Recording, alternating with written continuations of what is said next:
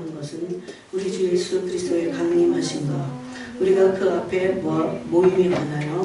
영으로나 또는 말로나 또는 우리에게 받았다 하는 편지로나 주의 날이 이르렀다고 해서 쉽게 마음이 흔들리거나 두려워하거나 하지 말아야 한다는 것이라.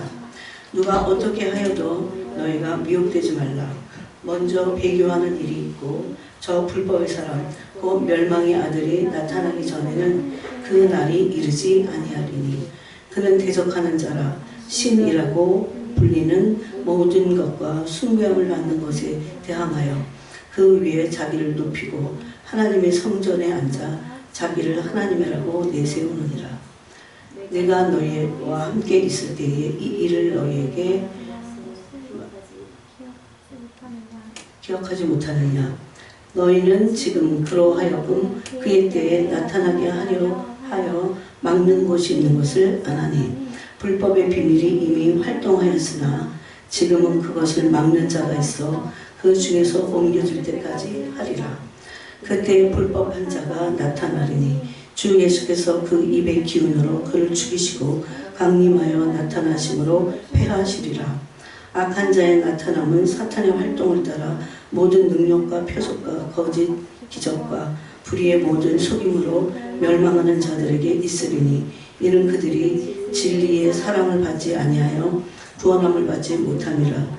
이러므로 하나님이 미혹의 역사를 그들에게 보내사 거짓 것을 믿게 하시면 진리를 믿지 않고 불의를 좋아하는 모든 자들로 하여금 심판을 받게 하려 하심이라. 아멘. 이 데살로니가 후서에서 우리가 세 가지를 알 수 있다고 했습니다. 첫 번째는 여기서의 주님의 날은 그리스도께서 강림하시는 겁니다. 그 날이 이르기 전에 첫 번째 우리가 이 데살로니가 후서 2장을 통해서 바울은 우리에게 말씀하는 것이 첫 번째는 두려워하거나 마음이 요동하거나 그렇게 하지 말라는 겁니다. 왜냐하면 종말이라고 해서 그 종말의 날짜나 때를 막 말하면서 사람들을 현혹하고 미혹하는 그런 일이 있기 때문에 첫 번째는 그런 미혹을 하지 마라. 특별히 종말에 대해서 흔들리거나 쉽게 마음이 요동하거나 두려워하지 말 것을 말씀합니다. 그 다음에 두 번째는 미혹되지 말라는 겁니다. 그게 이제 첫 번째예요. 그러니까 여기서의 이 미혹은 동요하는 겁니다. 종말에 대해서 마음이 흔들리고 두려워하는 그런 두려워하는 것에 대한 미혹입니다. 그 다음에 두 번째는 배교하는 일이 있을 것을 말씀하고 있어요. 배교도 미혹이긴 해요. 그죠? 그래서 그 배교하는 그 일이 먼저 있을 것이다. 그래서 이게 지금 왜 동요하지 말아야 되냐면 주님의 날이 곧 온다고 해서 동요하지 말아야 될 것은 이 자체를 가지고 미혹하는 영들이 있다는 겁니다. 때를 말하고 시를 말해서 사람들의 마음을 동요해서 그래서 두렵게 만들고 결국은 그 미혹된 영에 의해서 아무런 준비도 하지 못하는. 사실 주님의 날은 우리가 준비해야 됩니다. 그래서 주님의 날이 얼마나 가까웠는지를 알 수 있는 게 먼저 미혹이 있을 것을 말합니다. 그 수많은 미혹으로 인해서 배교하는 일이 있을 것을 말씀하고 있어요. 그래서 예수님께서 오시기 전에 먼저 일어날 일들은 그 사람들이 요동하는 일이 있을 겁니다. 흔들리고 막 심지어 준비한다고 하는 사람들이 요동하고 그 날에 대해서 두려워하고 그래갖고 우왕좌왕하면서 뭘 못합니까? 마음이 동요가 되면 차분하게 주님을 맞을 준비를 할 수 없습니다. 참 중요한 것 같아요. 그래서 바울이 이 데살로니가 교회에 이런 편지를 쓴 겁니다. 절대 동요해서는 안 된다. 절대 그 자체를 가지고 두려워해서는 안 될 것을 말씀합니다.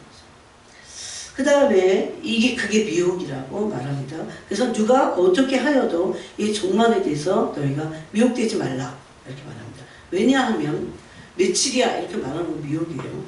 왜냐하면 먼저 일어나야 될 게 있어요. 이 주님이 오시기 직전에 이런 미혹이, 사람들의 미혹이 엄청나고, 그 다음에 두 번째는 배교가 먼저 일어날 겁니다.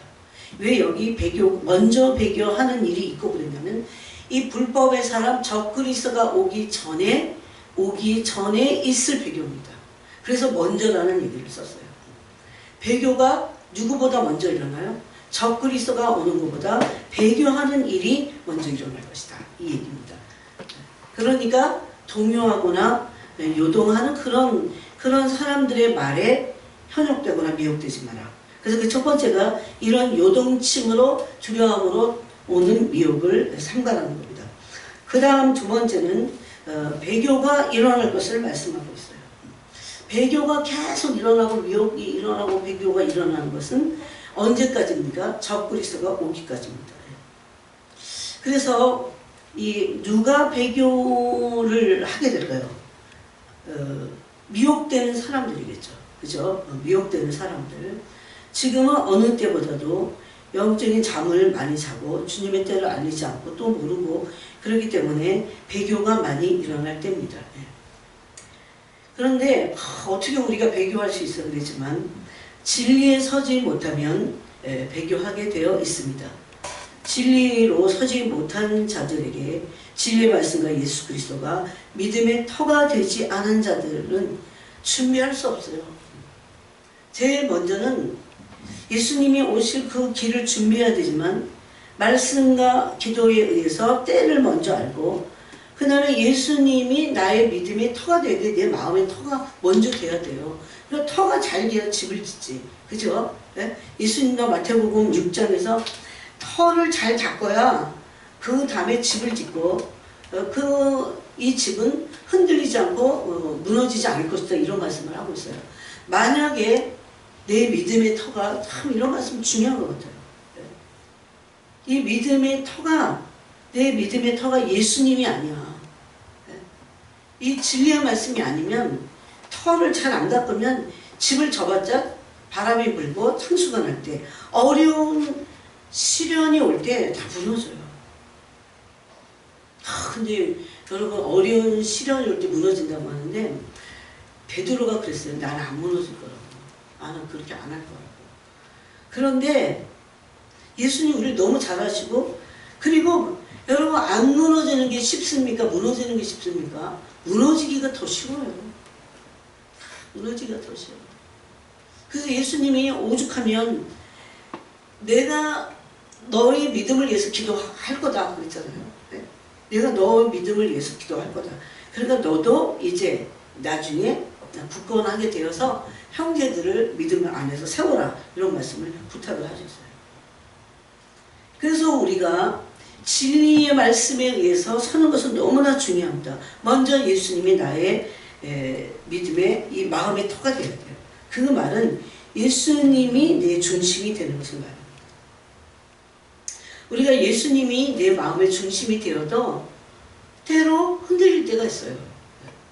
그런데 예수님이 나의 중심이 되지 않은 사람들은 그냥 조금 흔들리는 정도가 아니에요. 그게 미혹돼서 배교되는 겁니다. 금방 미혹됩니다. 여러분 미혹되면 진리에 서 있지 않은 사람들을 미혹할 겁니다. 사탄은. 그래서 진리에 서기 위해서 우리는 날마다 어떻게 됩니까? 말씀과 기도로 살아야 돼요.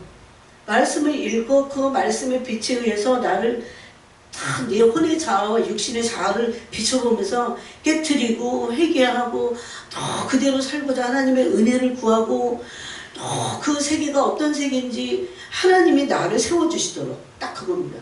하나님의 은혜로 내가 서도록 그럴 때 내 죄성이 다 빠지고 회개하고 그런 시간들을 정말 많이 보내야 돼요. 여러분 일주일 동안도 그렇게 보내셨어요? 너무 중요해요. 어느 날 갑자기 뭐 오늘 밤이라도 오시라고 오시지.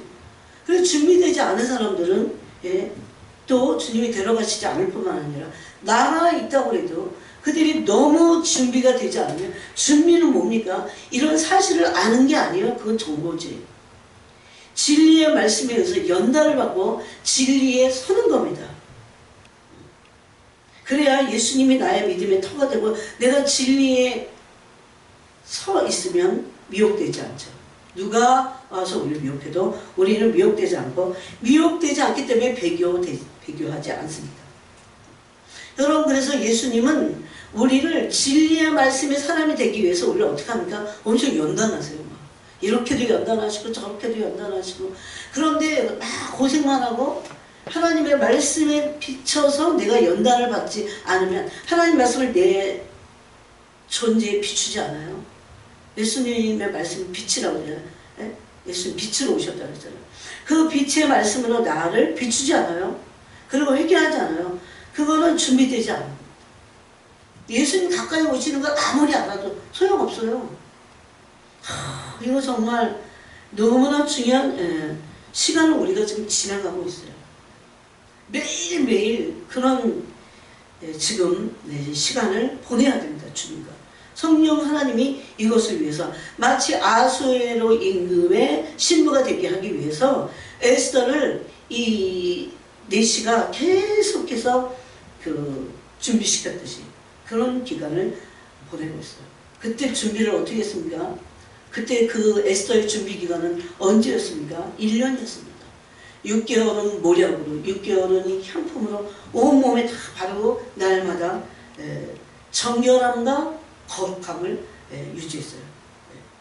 그 향품은 예수님의 성품으로 거룩을 의미하고, 모략 향으로 날마다 씻는 것은 정결 예식을 의미합니다. 그 날마다 회개해야 돼요. 지금 신부들이 해야 될 건 날마다 회개해야 됩니다. 조금이라도 뭐 길을 가다가라도 생각나게 하시는 게 있으면 바로바로 회개해야 됩니다. 근데 오늘 말씀에 보니까 2장 특히 거기 보니까 맨 마지막 11절에 이러므로 하나님이 미혹의 역사를 그들에게 보내셨다 이렇게 되어 있어요. 이 미혹의 역사를 보내시는 분은 바로 하나님이시라는 겁니다. 이 사탄이 두루 다니다가 욕을 걸고 넘어졌을 때 하나님의 허락하셨듯이 하나님이 미혹의 역사를 보내시는 겁니다. 하나님은 왜 미혹의 역사를 보내실까요? 참나 거짓을 가리기 위한 것입니다.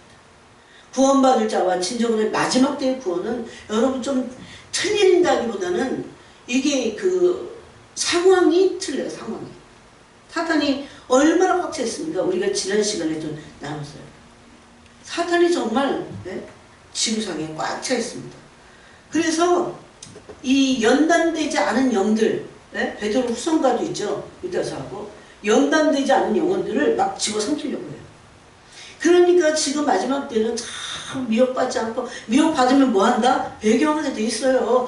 마음으로는, 내가 머리로는 절대 배교 안 해. 베드로같이 그래도 배교하잖아요. 배교. 그게 배교 준비예요. 지금은 그래서 이런 진리의 말씀 앞에 연단을 받아야 됩니다. 하나님 나를 연단해 주세요. 그래야 돼요. 나 스스로가 하나님의 말씀에 의해서 연단을 받아야 됩니다. 그래야 미혹되고 배교하지 않습니다.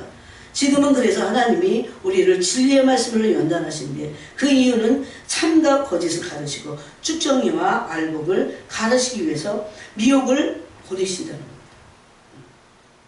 그때 진리의 말씀으로 연단되지 않은 영혼들은 진리를 바로 깨닫지 못하고 진리에 서 있지 못하기 때문에 미혹됩니다.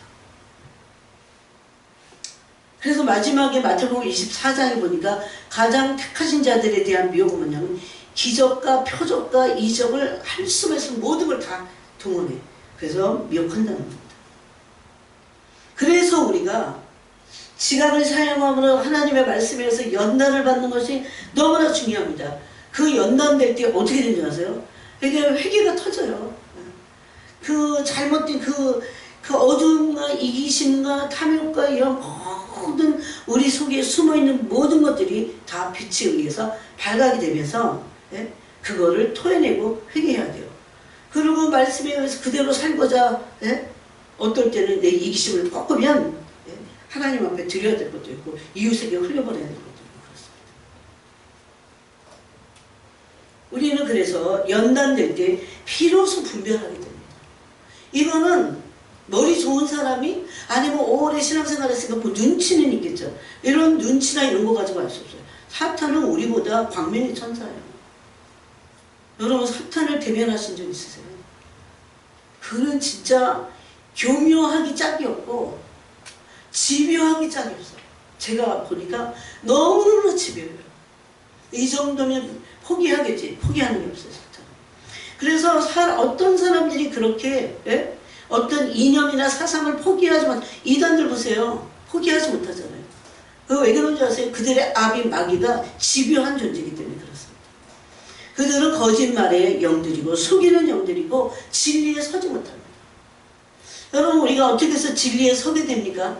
하나님의 말씀으로 연단받을 때 회개하고 우리의 존재가 그리스도의 영광의 성품으로 자꾸 바뀔 때 우리는 진리에 서게 되어 있습니다. 요한복음 12장에 보니까 마귀는 진리에 서지 못하는 자고 속이는 자다 이렇게 말씀하고 있어요. 또 고린도전서 2장에 보니까 9절에 10절에 진리의 영과 세상의 영이 거기 나옵니다. 세상의 영은 관원의 지혜입니다. 종교의 영들. 그 당시에 예수님 당시에 아니 바울 시대 초대교회에도 이런 종교의 영들이 관원의 지혜, 사내들이 공영원의 지혜. 너무나 종교적이고 철두철미한, 너무 철두철미해갖고 찔러도 피도 안 나올 것 같은 그런 관원의 지혜를 가지고 종교의 꽉 사로잡혀 있었는데 자기네들이 몰라요. 그런데 그 영광의 주님을 그들이 바로 십자가에 못 박았다. 성경은 이렇게 말합니다. 그 말은 뭔지 아세요? 그렇게 많이 아는 것 같고 그렇게 철두철미하고 그런데 실상은 어두움이고 실상은 아무것도 모르는 주님 뭐라고 하세요? 소경이다. 그렇게 말하고 있어요. 또 히브리서 6장 13절에 보니까 의의 말씀을 경험하라고 돼 있어요. 근데 의의 말씀을 경험하고도 타락할 수 있다고 그 뒤에 가서는 말합니다. 의의 말씀을 경험해갖고 진리의 말씀으로 연단을 받아야 됩니다. 의의 말씀만 경험해갖고 안 됩니다. 의의 말씀을 경험한 것은 이런 인간의 사람을 가르치는 아니잖아요. 의의 말씀 경험하는 게 얼마나 좋습니까? 근데 그걸 경험으로 부족해요. 그걸 가지고 막 말씀으로 내 자신을 진리겨가면서 연단을 받아야 됩니다. 그래야 히브리서 6장 말씀대로 선과 악을 분별합니다. 하나님의 뜻인지 아닌지를 분별하기 때문에 미혹되지 않습니다. 여러분이 이미 미혹이 되잖아요. 그러면 반드시 배교하게 돼 있어요. 이게 종말에 나타날 특징으로 지금 베드로 사도께서 데살로니가 교회들에게 말씀하고 있습니다. 또 에베소서 4장에 보니까 예수 그리스도의 장성한 분량이 충만한 데까지 이루어야 된다 그랬습니다. 하나님의 진리의 말씀으로 연단받고 회개하고 연단받아서 내 존재가 그렇게 진리로 변하는 겁니다. 네? 이게 얼마나 쉽지 않아요. 이건 내가 나 혼자는 못하는 거예요. 성령 하나님이 오셔서 우리를 그렇게 이끌어가시고 어떤 목표를 향해서 나가야 되고 이 연단받는 자신이 그 목표가 분명하게 있어야 돼. 난 진리의 말씀으로 연단받을 것이다. 나는 예수님의 성품의 진리의 존재가 될 것이다. 이런 목표가 있어야 빨리 이 길을 갈 수 있다는 겁니다.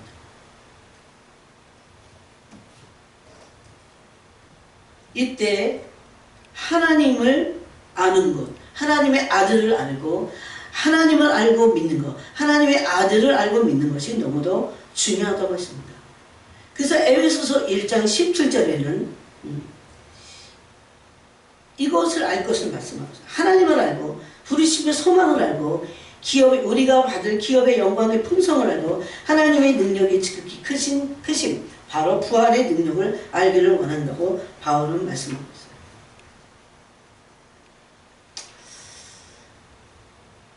그리고 나서 이제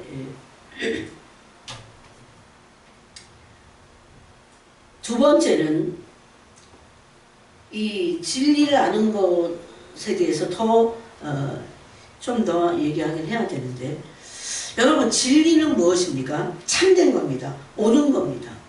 진리는 또 성경의 그 복음서에 보면 선한 겁니다. 선한 거. 이 선은 하나님께만 있어요. 그래서 우리는 착각해서는 안 됩니다.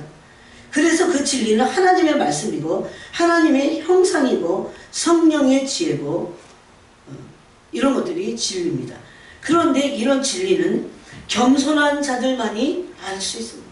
알아갈 수 있어요. 그러니까 신앙생활을 하는 목적은 뭡니까? 진리를 알기 위해서입니다. 진리의 존재가 되는 겁니다. 이게 신앙생활의 목표예요.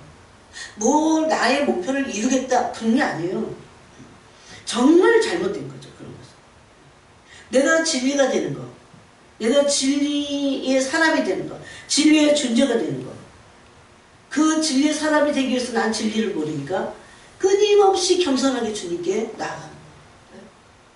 끊임없이 겸손하게 주님께 끊임없이 나가야 돼. 난 모르니까. 네. 여기에 꽂혀야 됩니다.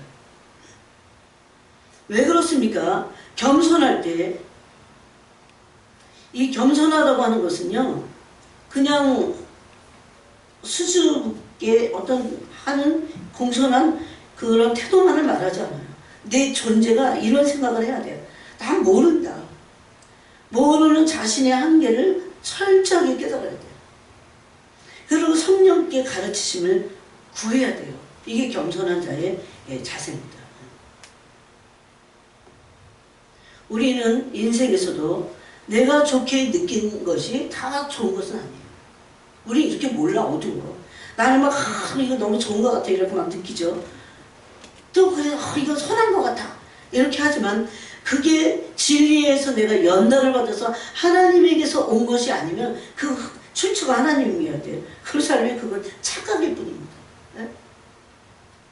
이게 좀 나이 드니까 알게 돼요. 이전에 그게 좋고 그게 그게 진리라고 생각 안 하지만 이거는 옳은 거야. 이렇게 판단했던 것들이 진리가 아닌 때도 있다는 겁니다. 내가 좋다고 느끼는 것이 진리를 안다고 말할 수 없습니다. 그래서 그것이 때로 착각일 뿐입니다. 그래서 우리는 이 기록된 기준의 말씀을 철저히 하면, 여러분 제일 좋은 게 산상수훈과 팔복을 가지고 다 한번도 묵상해요. 그거 가지고 기도하고 또 하고. 그러니 교회가 얼마나 많이 변질된 줄 아세요?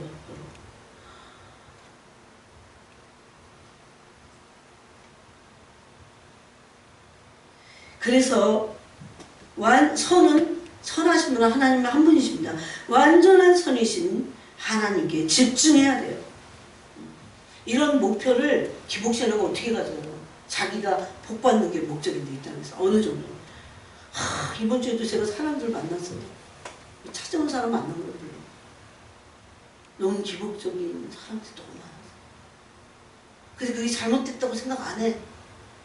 잘못됐다고 생각하는 건 이게 막 가치관으로 확 머리에 박혀있으니까 어떻게 하면 이게 잘못됐다는 것을 알아야 고치지. 네? 근데 말씀 안 그렇잖아요. 정말 악마의 가치관을 가지고 있는 거예요. 그래서 이 진리에 집중해서 이게 얼마나 가치 있다고 생각해야 집중하죠. 이 진리를 알고 진리의 존재가 되는 것이 구원이고 얼마나 중요하다. 이런 가치를 느껴야, 깨달아야, 막 가슴이 막 쿵쿵하면서 깨달아야 내가 큰일 날 뻔했구나. 이렇게 해서 깨달아야 진리를 향해서 나갑니다. 진리의 목표를 합니다. 마지막 때는 진리 대결이라고 했잖아요. 그래서 마귀가 이긴 것 같아요. 요즘 보면. 그래야 그 가치를 알고 하나님에게만 진리와 하나님에게만 선이 있다고 생각하고 하나님을 알아가면서 계속 하나님을 파고듭니다. 근데 우리가 지난번에도 말씀을 나눴지만 이럴 때 진리를 가리는 영들이 있습니다. 그냥 우리가 진리를 모르는 데서 그치는 게 아니고 진리를 알려고 해도 또 진리를 아는 것 자체를 미혹해버려요. 가려버려요. 첫 번째는 깨닫지 못하는 영이 있어요. 깨닫지 못하게 하는 영이 있어요. 이사야서 6장 9절부터 보니까 여러분 한번 찾아보세요. 이게 오래된 역사예요. 사탄의 오래된 역사예요. 깨닫지 못하게 하는, 이런 아둔하게 하는 영들이 있다는 겁니다. 우리는 어느 정도 다 아둔해요. 그래서 빛으로 성령의 말씀으로 우리를 깨닫게 해달라고 기도해야 됩니다.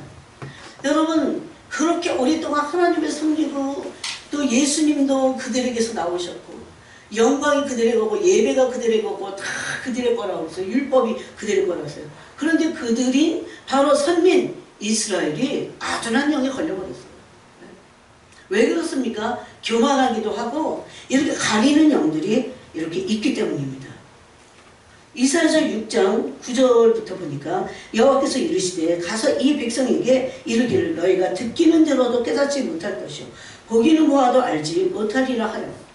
이런 역사가 계속 기독교 안에, 기독교 역사 안에 있었다는 겁니다. 이 백성의 마음을 둔하게 하며 들어도 깨닫지 못하고 봐도, 심지어 봐도 깨닫지 못해. 왜 그래요? 마음이 둔해졌어. 누가복음 21장에 보니까 왜 마음이 둔해지는지를 말씀합니다. 기도하지 않으면 깨어있지 않기 때문에 마음이 둔해질 수밖에 없어요. 세상 염려, 근심, 걱정, 또 세상 염려, 근심, 걱정하는 사람들이 조금이라도 세상을 취하고자 하는 마음이 없을까요? 있습니다. 그래서 마음이 둔해져요. 그리고 10절에 이 백성의 마음을 둔하게 하며 그들의 귀가 막히고 그들의 눈이 감기게 하라. 주님이 그러시는 게 아니라 이거 그냥 유기하세요. 그냥 내버려 두는 거. 왜 그래요? 처음부터 그랬어요. 얼마나 많이 선지자를 보내고 또 보내고 또 보내고 또 보내 시대를 알리고 하나님의 마음을 알리고 하나님의 뜻을 알리는 그런 선지자들이 얼마나 많이 있었어요. 하나님 얼마나 보내셨어요. 근데 그들이 다 선지자를 막 갖고 죽여. 이거 얼마나 무서운 겁니까? 그래서 그냥 아예 나중에는 내버려 두는 거예요. 그래서 여러분 사사시대가 엄청나게 역사 속에서 있을 역사 가운데 흑암의 시대인데 자기 마음대로 살아 그래갖고 자기 의견에 소견에 옳은 대로 살았어요. 그러니까 온갖 악이 난무합니다. 동성연애 뭐 윤간 뭐 이루 말할 수 없어요. 그들의 귀가 막히고 그들의 눈이 감기게 하라. 염려하건대 그들이 눈으로 보고 귀로 듣고 마음으로 깨닫고 다시 돌아오고 고침을 받을까 하노라 하시기로. 언제까지입니까? 어느 일정 기간까지 이들이 연단을 받아야 이 눈이 떠지는 거야. 연단 받으면 겸손해집니다. 네? 그걸 말씀하는 거예요. 완전히 못 보게 눈을 감겨버리겠다. 물론 그럴 때도 있어요. 그 말씀은 아닙니다. 영적인 무지의 시대입니다. 흑암의 시대. 저 지금이에요. 지금. 마음을 어디다 다 빼앗겨갖고 영적으로 무지한 때입니다.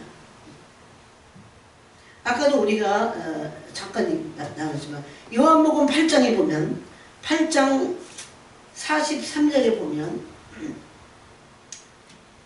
예수께서 이르시되 하나님이 너희 아버지였으면 너희가 나를 사랑하였으니 이는 내가 하나님께로부터 나와서 왔습니다. 나는 스스로 온 것이 아니라 아버지께서 나를 보내신 것이니라. 이렇게 말씀하시면서 이들이 도대체 알아듣지 못해. 그러니까 어찌하여 내 말을 깨닫지 못하느냐. 이는 내 말을 들을 줄을 알지 못함이로다. 왜 그런지 아세요? 종교의 영에 사로잡혀갖고 또 종교에 사로잡힌 사람들은 내가 안다고 착각함으로 잘 믿는다고 착각함으로 겸손하지 않습니다. 그래서 예수님이 보실 때 그 당시 유대인과 바리새인들은 겸손하지 않았습니다. 그러니까 관원의 지혜를 가지고 영광의 주님을 십자가에 못 박아버렸습니다. 막 울부짖어야 돼요. 더 겸손해서. 겸손의 정체가 뭔지 목마릅니다. 예수님에 대한 목마름. 지금 시대에 너무 없잖아요. 요즘 목마른 게 없어. 돈에만 목마른지.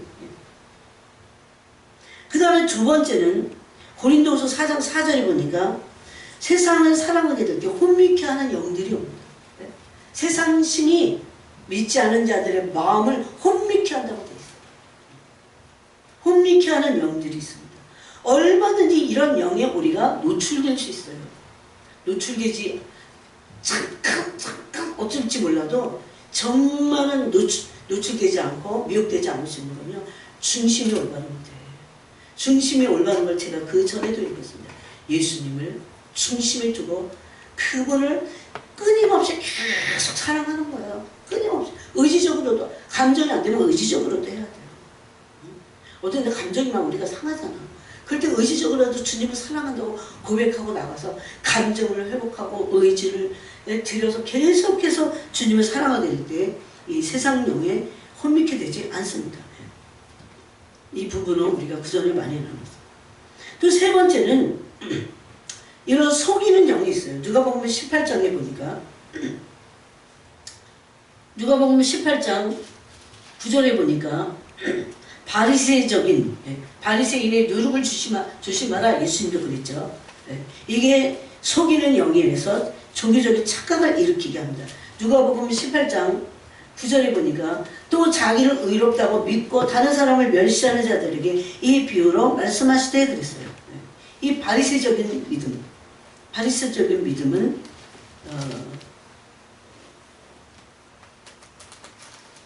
회개하지 않는 믿음입니다. 자기에게 속습니다. 종교적이에요. 그러면서 이들은 돈을 사랑했다. 저는 그렇게 말합니다. 그런데도 11절에 바리새인은 서서 따로 기도하여 이르되 하나님이여 나는 다른 사람들 곧 토색 불의 간음을 하는 자들과 같지 아니하고 또 이 세리와도 같지 아니함을 감사하나이다. 이런 종교적인 착각을 일으켰던 사람들입니다. 또 네 번째로는 하나님께 속하지 않은 영들이 있습니다. 요한복음 8장에 보니까 예수님이 아까 왜 너희는 깨닫지를 못하느냐 이렇게 말씀하실 때 예수님 나중에 뭐라고 하시냐면 8장 47절에서 하나님께 속한 자는 하나님의 말씀을 듣나니 아멘. 하나님께 속한 자는 하나님께 말씀을 듣나니 너희가 듣지 아니함은 하나님께 속하지 아니하였음이로다. 하나님께 속한 사람들은 어떡하든지 하나님의 말씀을 듣습니다. 저는 지금 이 마지막 때는 정말 사탄이 광명의 천사예요. 정말 어떻게 하든지 여러분 뭘로 미혹합니까? 진리에 의해서 연단받지 않은 사람들 계속 미혹하고 다니잖아요. 계속 미혹해. 미혹이 저 이단 신천지에만 빠져야 할 미혹이 아니에요. 네? 미혹돼 갖고 그냥 주님 사랑하지 않아. 미혹돼 갖고 그냥 세상 영에 적당히 살아. 네? 혼미케 있대 갖고 세상 사랑하면 세상에 빠져갖고요. 영이 혼미케 되면 뭐가 안 보입니까? 실체가 안 보여. 그래서 거기 고린도후서 4장에 보니까 영광의 주님이 보이지 않아. 예? 예수님은 하나님의 형상이라고 했어요. 그 실제적인 형상이 안 보여요. 그래갖고 다 종교 노름하는 거야. 실제 형상을 못 보면서. 예? 어떤 사람이 진리에는 서지 못하면서 은사에 빠져서 그럼 미혹되는 거예요. 이들은 하나님께 마치 하나님을 부르고 난리를 부르고 착각을 하지만 하나님께 속하지 않았다 이렇게 말합니다. 여러분 바리새인들이 얼마나 열심히 했어요. 마태복음 23장에 보면 얼마나 더 이상 어떻게 열심히 자기 의를 가지고. 그런데도 예수님은 나는 너를 도무지 알지 못해. 왜냐하면 하나님께 속하지 않은 영들이기 때문에. 이걸 바로 하나님께 속하지 않은 영, 적그리스도의 영이라고 합니다. 또 요한일서 보겠습니다. 요한일서 여러분 찾아보세요. 요한일서 4장 1절에 보니까 사랑하는 자들아 영을 다 믿지 말고 오직 영들이 하나님께 속하였나 분별하라. 아까 하나님께 속하지 않는 자들이 있다고 했죠. 바리새인들. 많은 거짓 선지자가 세상에 나왔습니다. 지금은 거짓 교사들이죠. 거짓 선생님들. 진짜 많습니다.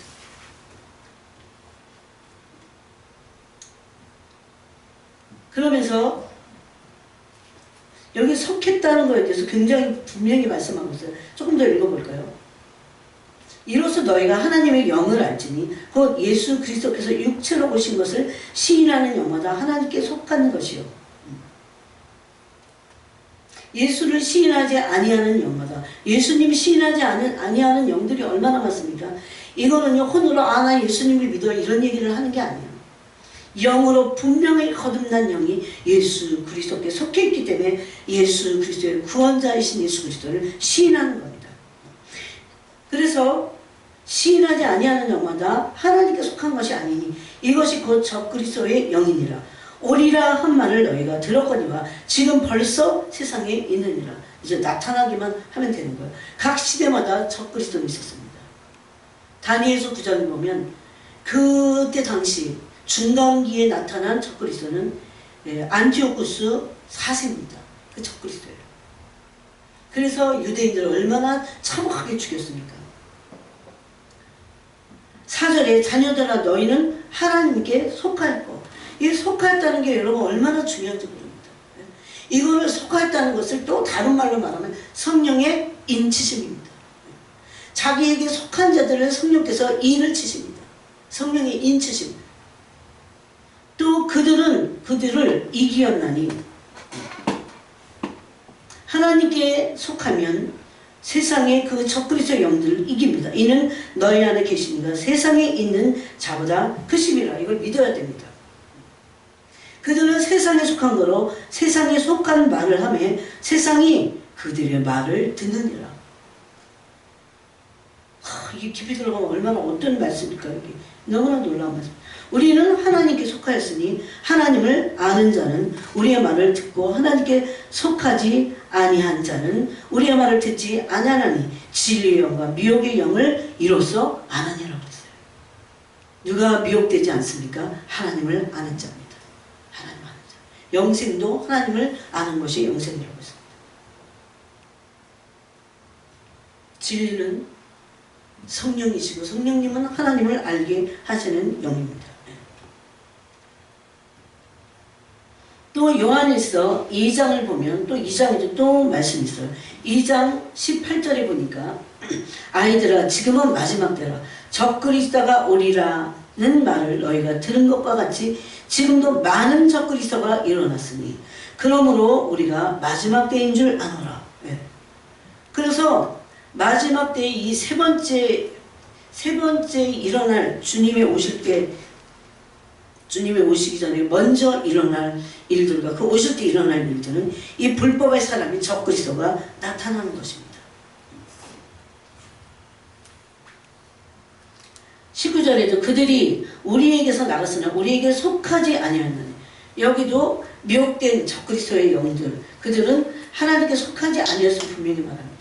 만일 우리에게 속하였더라면 우리와 함께 거하였으려니와 그들이 나간 것은 다 우리에게 속하지 아니함을 나타내려 함이니라. 그래서 하나님께 속하지 않은 영들이 진리를 가리고 우리가 진리의 말씀을 알지 못하도록 눈을 가려버립니다. 제가 그랬잖아요. 우리 안에 이런 미혹을 받을 만한 여지가 우리 안에 있어요. 그게 뭐냐면요. 탐욕과 이기심입니다. 이것을 통해서 우리가 굉장히 그 세속적이 되고 그 다음에 기복적이 됩니다. 세상이 목적이니까 땅이 목적이니까. 예? 그러면 사탄은 얼마든지 우리를 미혹할 수 있어요. 제일 먼저의 미혹은 진리의 눈을 가려버리는 거예요. 진리가 뭔지를 계속 모르는 거예요. 여러분 예수님이 3년 반 동안을 유대인들을 함께 같이 있었어요. 사실 그 3년 반 동안을 유대인에게 제자들만 가르친 게 아니에요. 유대인들에게도 계속 말했어요. 예수님이 진리이신 것을 예수님이 참 진리의 말씀 자체를 말했어요. 아니 진리를 참된 걸 말하는데 그들이 알아듣지도 못하고 또 그게 진리라고 분별하지 못한 거세요. 바리새인들이. 저는 그래서 그런 걸 깨달았어요. 그 당시에 그렇게 열심히 했던 바리새인들이 이걸 못 깨닫는데 나라고 깨닫겠나. 그래서 에베소서 1장 17절 이하에 지혜와 계시의 영을 주사 하나님을 알게 하십니다. 여러분 그러니까 우리가 지금 이 마지막 때를 시간을 지나가면서 뭐 해야 합니까? 알려달라고 기도해야 돼요. 하나님 알게 해달라고 기도하고 선을 알게 해달라고 참된 것이 진리가 무엇인지 알게 해달라고. 진리는요 생각보다 낯이 있지 않아요. 그래서 시편 119편에 주의 기이한 법 숨어있는 주의 기이한 법을 내가 보게 하옵소서. 다윗의 고백입니다. 진짜 기이한 법이에요. 숨어있어요. 정말 진리만을 알고자 주님 알려주세요. 진리만을 알고자 그것이 순수한 목적이 될 때 성령 알려주시오. 뭘 지식으로 알아갖고 남을 가르치고 그거 아니에요. 어떻게든지 진리를 알아서 어떻게 해요? 내가 진리대로 살고자 하는 그런 순전한 마음을 가진 사람들을 그들이 신고해요. 사실 그들이 알려주시는 거예요. 아무리 속에 감추어져 있다고 해도 그것을 들춰내서 알려주신다. 그래서 쉽지 않아요. 겸손한 자들, 온유한 자들, 진리만을 알고자 하는 자들. 이게 순전한 그들이 이 진리의 말씀을 이 마지막 때 알고, 여러분 아는 것도 힘들지만 아는 것만으로도 안 되잖아요. 진리의 사람이 되기 위해서 하나님은 그래서 지금 성령 하나님도 바쁘십니다. 정말. 또 다섯 번째는 어떻게 하면 이 진리를 모르냐면 교만한 영이에요. 오늘 말씀 데살로니가 후서 2장 4절 데살로니가 후서 여러분이 다시 한번 데살로니가로 갈게요. 데살로니가 후서 2장 4절에 보니까 이 사탄의 그 거짓 영, 즉 적그리스도가 나는데 그는 대적하는 자라 신이라고 불리는 모든 것과 숭배함을 받는 것에 대항하여 그 외에 자기를 높이고 하나님의 성전에 앉아 자기를 하나님이라고 내세우느니라. 그랬어요. 여러분, 우리가 그동안 나눈 게 있어요. 적그리스도가 이제 올 때가 이제 이미 와 있어요. 그런데 나타나지만 않았습니다. 성령이 그것을 막고 있기 때문입니다. 그런데 지금 보면 언제 적그리스도가 나타나는지 알 수 있는 것들이 있어요. 여러분 세계에 돌아가는 거 잘 보셔야 돼요. 첫 번째는 종교가 통합됩니다. 종교가 통합이 거의 됐죠. 네? 됐어요.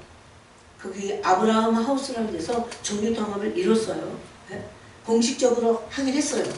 근데 이제 종교가 통합되면 다원주의에서 종교 다원주의에서 혼합 종교로 갑니다. 종교가 혼합되는 거예요. 기독교 안에 다 이미 막 다 들어가 있어요. 그래갖고. 네?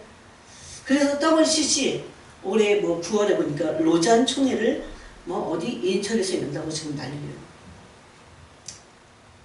더 얘기하면 안 돼. 이제 여기까지만 얘기해야 돼. 이제 각자가 그거는. 그런데 종교 통합은 무엇을 향해서 가려고 하냐면 종교와 정치가 통합하는 것으로 갈 겁니다. 왜냐하면 종교와 정치가 일치를 해야 일순 당시도 그랬어요. 종교와 정치가 일치될 때 적그리스도가 나타나요.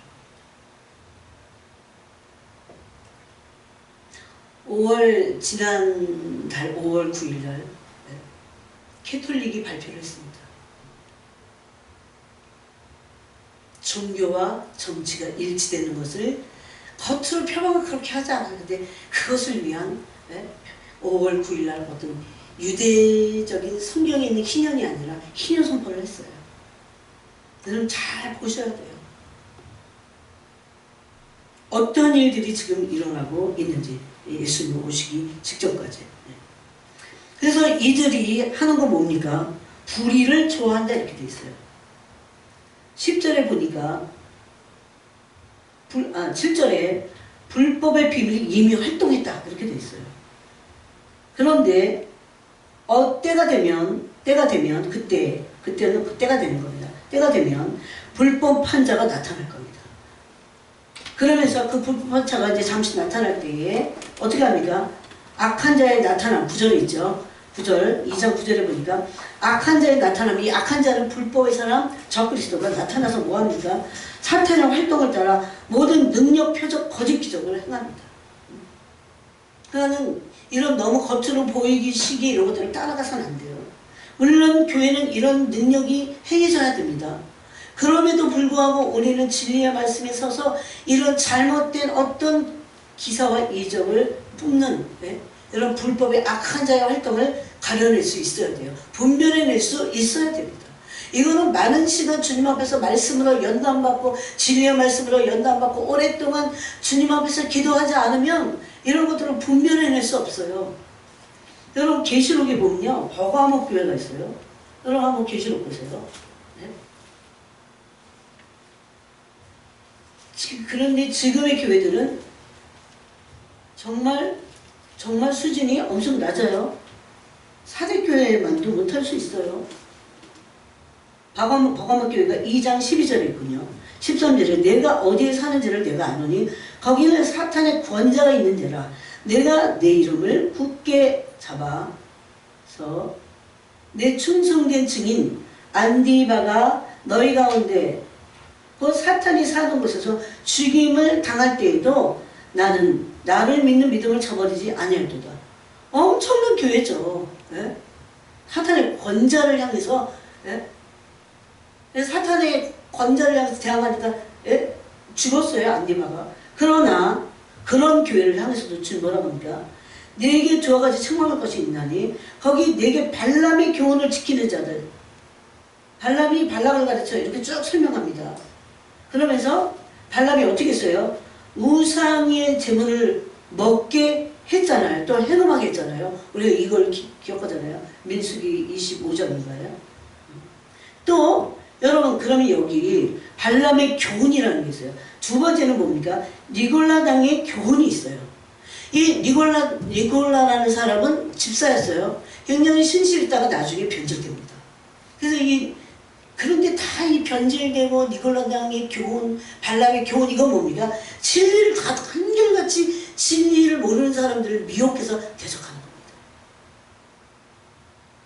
아니, 심지어 순교까지 한 이 버가모 교회를 향해서 주님이 이런 말씀을 지금 하고 계시는 거예요. 그러므로 회개하라. 그렇지 아니하면 내가 네게 속히 가서 내 입의 검으로 그들과 싸우리라. 그래서 저는 늘 기도해요. 진리를 알게 해주세요, 주님. 네. 내가 알고 있는 어떤 것을 가지고 그 잣대로 평가하거나 판단할 수 없어요. 이거 눈에 보이는 거 가지고 그렇게 해서도 안 돼요. 하나님의 진리의 말씀은 정말 깊이 감춰진 법이와 같습니다. 네? 여러분, 그렇게 쉽게 알려지는 게 아니야. 다 기도하고 겸손한 자들에게 정말 순전하게 주님의 말씀 앞에, 진리의 말씀 앞에 순종하겠다, 그런 자들에게 알려주시잖아요. 그런데 너무나 놀랍게도 이 마지막 때에 마귀는, 적 그리스도는 바로 진리를 대적하는 자들입니다. 거짓 것을 믿게 한다고 했어요. 다시 데살로니가 전서 후서 2장으로 가보면 10절에 악한 자는 거짓 기사와 이적만을 베푸는 게 아니라 모두 합니까? 거짓 기적과 또 뭡니까? 불의의 모든 속임으로, 불의의 모든 속임이 뭡니까? 진리가 아닌 비진리를 가지고 속이는 거야. 네? 이걸 주님이 보내시는 거예요. 그래서 수많은 사람들이 그동안 진리에 서서 진리의 연단을 받고 진리가 내가 돼야 되고 이런데 눈을 못 떴어. 그리고 이게 목표가 아닌 사람들은 다 미혹되게 돼 있어요. 너무 주님이 이 말씀이 중요하다고 정말 말하고 있어요. 여러분, 진지하게 생각해 봐야 돼요. 그런데 우리가 성경에 다 기록되어 있어요. 진리의 말씀이. 그래서 이 말씀 붙잡고 막 한 구절이라도 가지고 기도하면서 그런 존재가 되게 해달라고 막 회개하면서 그렇게 나가야 진리의 문이 자꾸 열리게 되는 겁니다. 그래서 지혜와 계시의 영을 주사 하나님 알게 하시고 부르심의 소망을 알게 하시고, 네? 그렇게 말씀합니다. 그래서 여기 너무나 놀라운 말씀이 2장 10절에 있는데, 불의의 모든 속임으로 멸망하는 자들에게 있으니 이는 그들이 왜 멸망을 받게 됩니까? 왜 그들이 불의의 속임을 받게 돼요? 이들이 이렇게 말할 수 있을까요? 아, 주님이 보내셨잖아요, 미혹을. 이렇게 말할 수 있을까요? 아닙니다. 이는 그들이 이유를 말합니다. 진리의 사랑을 받지 아니하므로 구원함을 받지 못함이라고 그랬어요. 진리의 사랑을 받지 못한다는 건 뭡니까? 진리에 의해서 연단받고 진리를 사랑하고 진리의 삶을 살고 이런 것을 하지 않는다는 거예요. 진리는 우리가 생각하는 도덕론 시간에 이건 옳고 이거 옳지 않아 이렇게 말하는 수준이 아니에요. 하나님의 의의 수준이 이것은. 그래서 성령 하나님이 하나님의 의인 그 거룩과 의를 알려주셔야만 알 수 있는 그 의의 수준입니다. 하나님이십니다. 그래서 이들을 뭐라고 합니까? 불의를 좋아한다 이렇게 돼 있어요. 불의를 좋아한다. 우리 안에 불의를 좋아하는 것들이 있습니다. 이러므로 하나님이 미혹의 역사를 그들에게 보내서 거짓 것을 믿게 하셨다 이렇게 됐어요. 왜 그렇습니까? 그들이 진리를 좋아하지 않아요. 12절에 보니까 진리를 믿지 않고 진리를 좋아하지 않아요. 불의를 좋아합니다. 그러니까 미혹되는 겁니다. 그러니까 배교하게 된다는 겁니다. 진짜 지금은 말씀 갖고 씨름해야 될 때입니다. 막 종말이라는 것을 알아서 여기 우 저기 우가 아니에요. 준비가 안 됩니다. 뭘로 준비하는 겁니까? 하나님의 말씀으로 준비되는 겁니다. 그래서 겸손한 영에게 계시가 임합니다. 마태복음 11장 25절부터 27절에 보니까 이 겸손한 영은 바로 어린아이 같은 영이라고 말씀합니다. 어린아이들에게는 나타내시고 지혜 있는 자들에게는 숨기시는 것이 하나님의 뜻이다. 이렇게 말하고 있습니다. 그러므로 우리는 이제 이 적그리스도가 나타나기 전에 진리로 준비해야 됩니다. 하나님께로부터 오는 것, 또 하나님의 전체 이런 것들을 알고자 해야 됩니다. 계속 알아가야 됩니다. 어느 한 구절만 아는 게 아니고 전체의 진리의 전체를 알 수 있는 굉장히 좋아하고 아름다운 하나님의 말씀을 알아가야 됩니다. 알아감으로 어떻게 됩니까? 진리에 연단되어 그러므로 분별이 가능하게 되는 겁니다. 내 삶도 분별하게 되는 겁니다. 나의 삶의 현재 위치, 내가 어디로 가야 되는지를 분별하게 되는 겁니다. 그래서 이렇게 말할 수 있습니다. 우리의 존재가 변화될 때 그 변화되는 과정에서 영들을 분별할 수 있습니다. 변화 없이는 분별할 수 없어요. 그래서 우리 안에 있는 깊이 박혀있는 우리 안에 이 깊이 고정관념 있잖아요. 이런 고정관념의 사고나 또 심지어 우리 존재에 박혀있어요. 습관적으로 이런 것들을 이런 불신이나 이런 불의, 거짓된 거 이런 것들의 정체를 완전히 다 폭로시켜달라고 기도해야 돼요. 그래서 이걸 깨부수고 주님께서 불러 태워주시도록 기도해야 됩니다. 이게 제거되도록 해야 돼요. 아예 제거되도록. 그래야 진리가 마음껏 우리 안에서 진리의 성령이 우리 안에서 역사했습니다. 우리의 사고나 존재에 박혀있는 것들이 주로 뭡니까? 두려움입니다. 염려, 근심, 걱정입니다. 아무 염려, 근심, 걱정이 없어야 됩니다. 얼마나 주님께 올인하는지, 오로지 주님만 바라보는지, 이게 없어져 버려야 돼요. 온전한 사랑의 두려움을 내쫓는다. 이렇게 요한일서가 말씀하고 있어요. 이런 두려움이나 염려, 근심, 걱정이나 우리에게 뿌리박혀 있는 이런 것들로 인해서 우리는 불신하고 있습니다. 하나님은. 이런 견고한 진을 하나님의 강력 뭡니까? 하나님의 말씀, 진리의 말씀을 무너뜨려야 됩니다. 이게 고린도후서 10장에 있습니다. 불신은 여러분 뭡니까? 언제든지 결과를 확인하려고요. 결과 어떻게 되는 거죠? 이거는 믿음이 아니고 하나님을 시험하는 거라고 고린도전서 10장에서 말씀하고 있어요. 우리는 하나님을 시험할 수도 없습니다. 하나님을 시험할 때 하나님과 진정한 관계의 교제가 일어나지 않습니다. 하나님을 시험하거나 또 시험하는 사람들은 원망, 불평하고 낙심합니다. 그럴 때는 하나님과 진정한 관계가 되지 않습니다.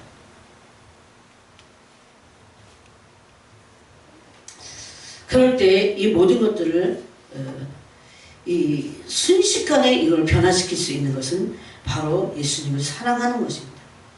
그래서 예수님을 사랑할 때 우리는 아무리 어려운 일이 생겨도 이 믿음은 흔들리지 않게 됩니다.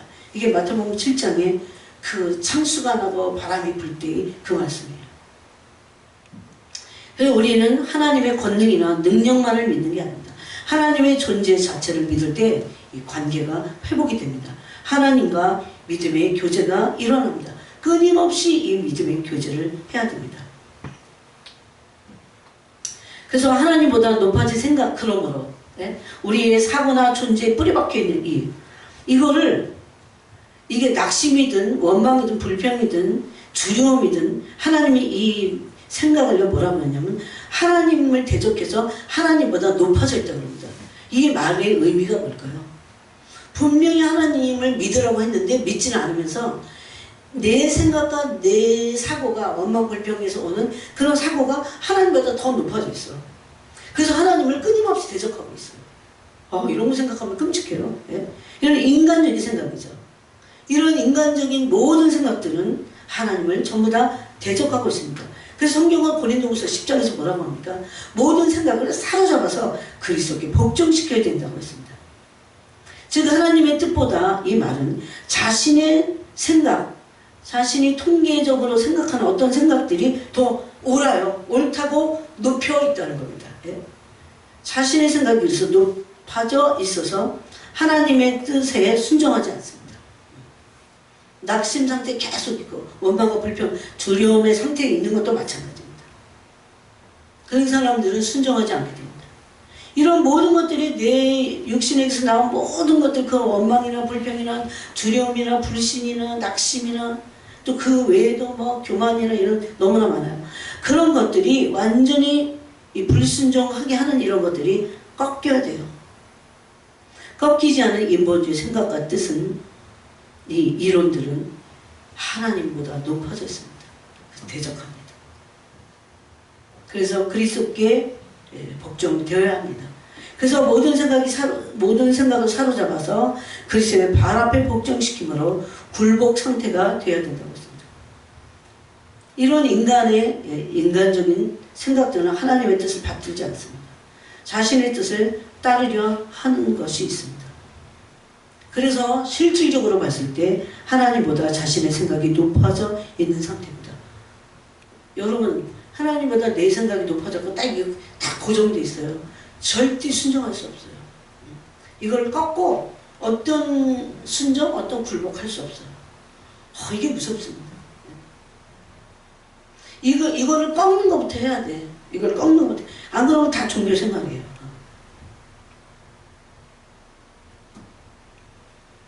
자신의 뜻을 따르려고 합니다. 그래서 하나님보다 자신의 생각이, 자신의 뜻이 높아져 있는 상태입니다. 이 높아져 있는 이것이 바로 하나님을 대적하고 있습니다. 이게 바로 불순종의 상태예요. 거역의 상태입니다. 마지막으로 베드로의 사건을 보겠습니다. 이 진리를 다 대적하는 것들이에요. 진리를 알 수 없게 만드는 것들이 이게 바로 내 안에 있는 사고와 내 존재 안에 박혀있는 것들. 자, 마태복음 16장에 보니까 22절부터 마지막으로 보겠습니다. 마태복음 16장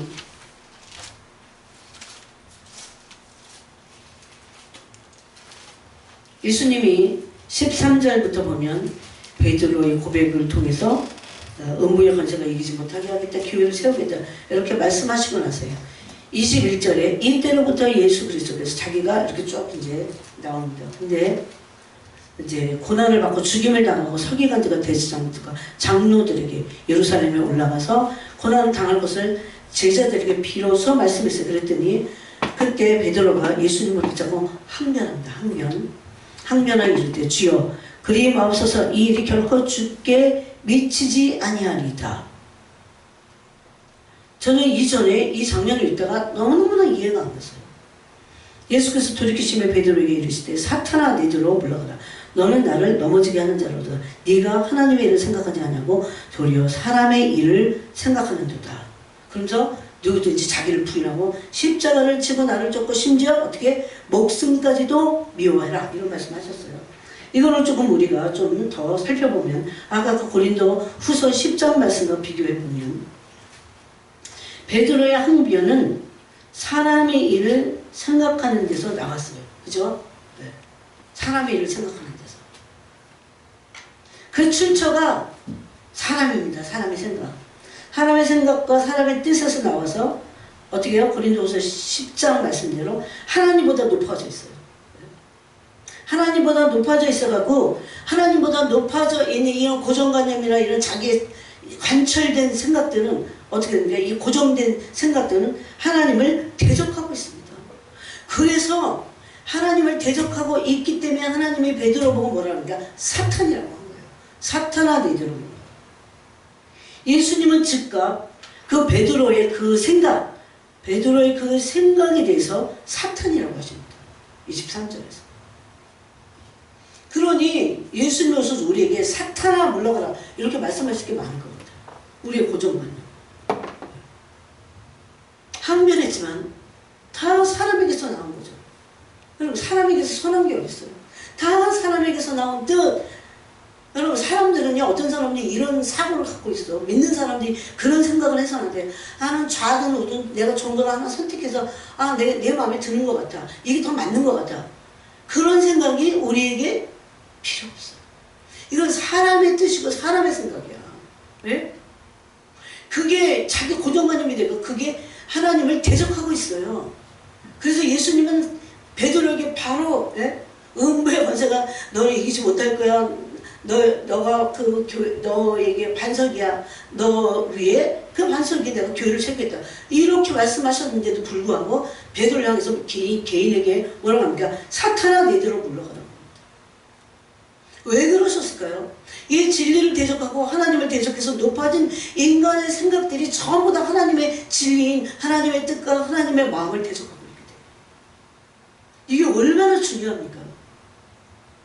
그러니 우리의 생각을 다 그리스도의 발 앞에 내려놔야 돼요. 그래야 그때부터 하나님의 뜻이 무엇인지를 온전히 알게 돼요. 진리로 연단받는 것도. 그래서 이런 생각을 해야 됩니다. 내게서 나온 어떤 생각이나 어떤 뜻도 내가 보기에는 좋아 보이는 것도 그것은 사람에게서 나온 거예요. 사람이 일을 이루겠죠. 네? 그러면 우리의 생각과 뜻이 굴복돼야 됩니다. 그래서 그리스도의 발 앞에 고린도후서 10장에 보니까 그리스도의 발 앞에 굴복시켜라 이렇게 돼 있어요. 복종시켜라 이렇게 돼 있어요. 네? 이렇게 말해도 하지 않는 사람들은 배후에 악한 영들이 조종당해서 그래요. 그러므로 우리는 우리의 생각이나 뜻을 굴복시켜야 됩니다. 그렇지 않으면 아무리 하나님이 일을 한다고 해도 그것은 사람의 일이 됩니다. 사람에게서 나온 그거 가지고 안 돼요. 선하지 않아요. 그런 사람들이 아무리 위대한 하나님의 일을 한다고 해도 하나님이 다 그것을 보고 계십니다. 다 그것을 심판하실 것입니다.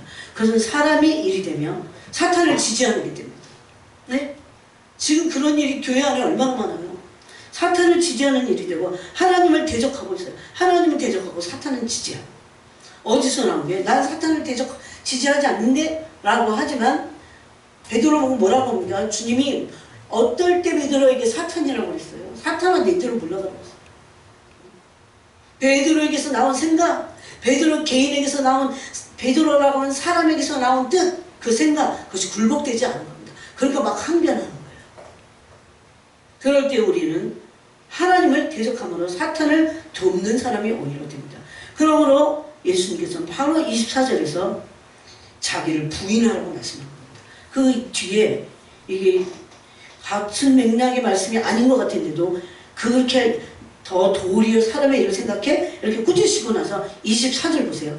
이에 예수께서 제자들에게 이르시되 누구든지 나를 따라오려면 자기를 부인하고 자기 십자가를 지고 나를 쫓을 것이라. 이 말씀은 뭡니까? 인간에게서 나온 모든 생각과 뜻을 굴복시킬 것을 말합니다. 자기 부인. 그리고 거기에 준하는 자기 부인을 하기 위해서 준하는 거기 나오는 자기 십자가가 있습니다. 이걸 지라는 겁니다. 이렇게 함으로 하나님의 뜻을 이룰 수 있고 하나님의 일을 정확하게 할 수 있습니다. 그 다음에 세 번째는 누구든지 제 목숨을 이걸로 끝나는 게 아니에요. 십자가를 지고 나를 쫓아. 이것도 힘든데 누구든지 제 목숨을 구원하고자 하면 잃을 것이요. 누구든지 나를 위하여 제 목숨을 잃으면 찾으리라. 그러면서 사람이 만일 온천을 얻고도 제 목숨을 잃으면 무엇이 유익하리요? 사람이 무엇을 주고 제 목숨과 바꾸겠느냐? 너무나 엄청난 말씀을 하고 있는데 우리가 다 못 깨닫는 것 같아요. 그래서 세 번째는 예수님을 위하여 목숨까지 내놓을 것을 말씀했습니다. 이게 마지막 시대의 순교자적인 믿음을 갖고 살 것을 말씀합니다. 심지어 육신의 자아까지도, 이 몸뚱아리죠. 그것까지도 다 내려놓고 주님께 드려진 상태가 되어야 됩니다. 그래서 오늘 6기까지 우리가 말씀을 같이 나눴습니다.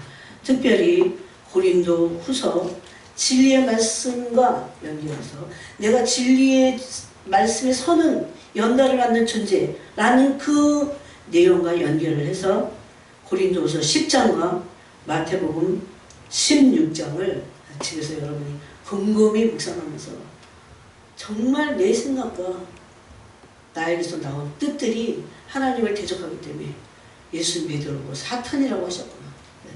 우리는 하나님의 일을 이루는 사람이지 사람의 일, 땅에서의 어떤 일들을 이루는 사람이 아니에요. 하나님 그걸 위해서 예수님을 아들을 십자가를 못 박기까지 죽이시지 할 필요가 없었어요. 그렇다면.